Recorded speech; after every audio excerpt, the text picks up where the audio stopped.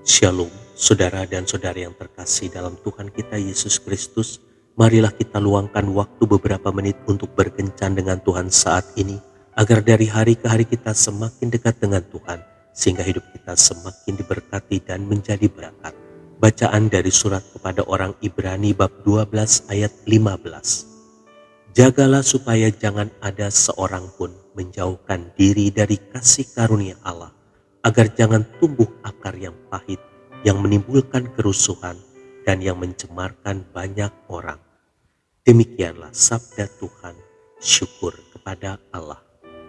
Saudara dan saudari yang terkasih dalam Tuhan kita Yesus Kristus, menurut penulis Ibrani, akar pahit kehidupan adalah sesuatu yang dahsyat, seperti kanker yang amat ganas, sebab dapat menimbulkan kerusuhan dan dapat mencemarkan orang lain. Benarkah akar pahit kehidupan dapat menimbulkan kerusuhan dan kekacauan? Kita perhatikan pembantaian yang dilakukan keluarga Charles Manson. Semuanya disebabkan oleh akar pahit yang tumbuh di hati Charles Manson. Pembantaian kejam yang dilakukan keluarga Manson berawal dari satu sebab yang amat sangat sepele. Kebencian Charles itu berawal dari ketidaksukaan seorang produser rekaman terhadap musiknya. Karena kecewa, Charles mengajak anggota keluarganya menyerang rumah produser tersebut.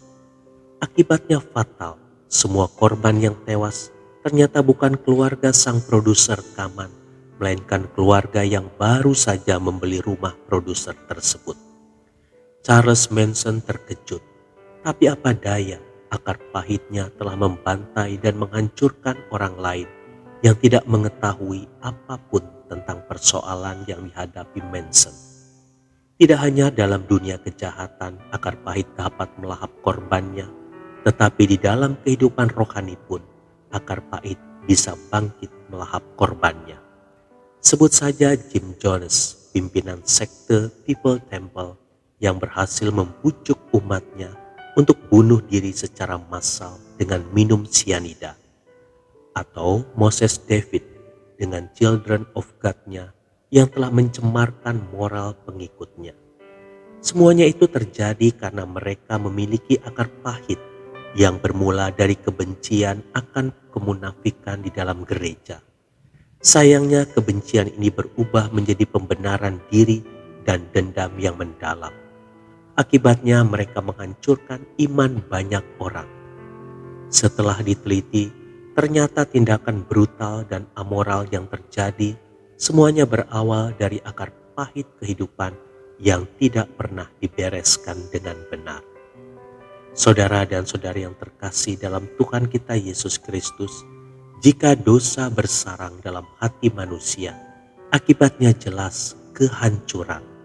Karena itu, penulis surat Ibrani menasihatkan agar kita berusaha hidup damai dengan semua orang, hidup kudus, jangan cabul dan serakah, agar kita tidak kehilangan kasih karunia Allah. Hanya Yesus yang dapat mengobati akar pahit kehidupan dengan kasih-Nya yang manis. Tuhan Yesus memberkati. Marilah kita berdoa dalam nama Bapa dan Putra dan Roh Kudus. Amin. Tuhan Yesus, dalam hidup ini aku sering mengalami kepahitan. Aku sadar hal itu sulit untuk kusingkirkan. Aku mohon darah-Mu yang kudus membersihkan hatiku, sehingga aku bisa berdamai dengan semua orang. Amin. Dalam nama Bapa dan Putra dan Roh Kudus. Amin.